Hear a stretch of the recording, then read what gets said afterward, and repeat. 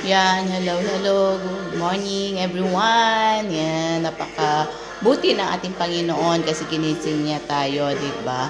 So, let's pray for Philippines kasi maulan doon, tropical or may bagyo, no? Talaga nakita ko marami nang na-slide, marami ng close road, and protection sa mga family, sa bawat isa.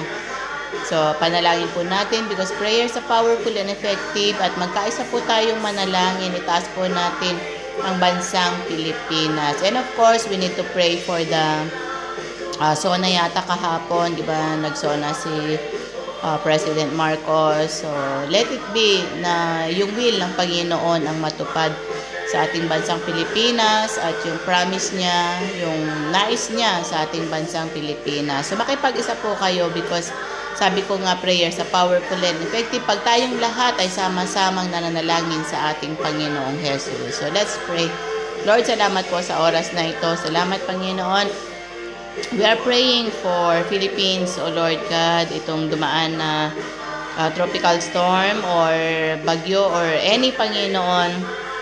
Father, protect mo po, O Lord God, ang bawat family, Panginoon. At yung mga na-landslide, O Lord God, Father, nawa na walang nasalanta. At ganun din na ikaw ang gumalaw sa kanila, O Lord God. Hayaan mo, Panginoon, na itawid mo na, O Lord God, at paalisin ang typhoon na ito, ang rain, Panginoon.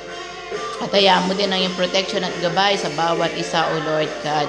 Sa mga mangingisda, O Lord, sa mga nagtatanim, Panginoon, sa mga bahay na mga nasa kabundukan, ingatan mo, O Lord God, at ganun din yung bawat family, Panginoon, and also my families, my kids, O Lord God.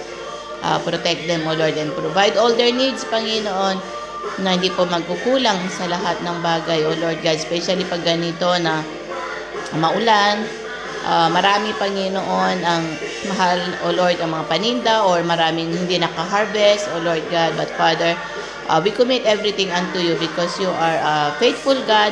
Ikaw, Panginoon, ang may alam. And salamat, Panginoon. And even we are praying for Philippines, O Lord God, yung mga SONA na nangyari kahapon. Let your will be done, O Lord God. Bless Philippines, O Lord, Luzon, Visayas, Mindanao. At pagpalain mo, Panginoon, na ikaw ang gumalaw sa aming bansa, O Lord God, at ang nais mo.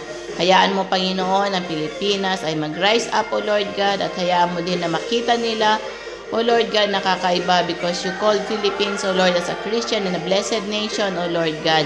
So, Father, the Philippines is for Christ, O Lord God. Ang bawat family, Panginoon, yung mga nanghihina, palakasin mo, yung mga naghahanap ng work, makakasumpong, Panginoon, and provide every family, Panginoon, ng food, ng love, ng care, O Lord God, at magkaisa ang bawat family, O Lord God. Salamat, Panginoon, at patuloy kami na nalangin, patuloy na binibigay namin sa iyong mga paanan, O Lord, at patuloy na ikaw ang maghari. Muli sa iyo po ang lahat ng papuri, pagsambat, pasasalamat sa pangalan ni Jesus.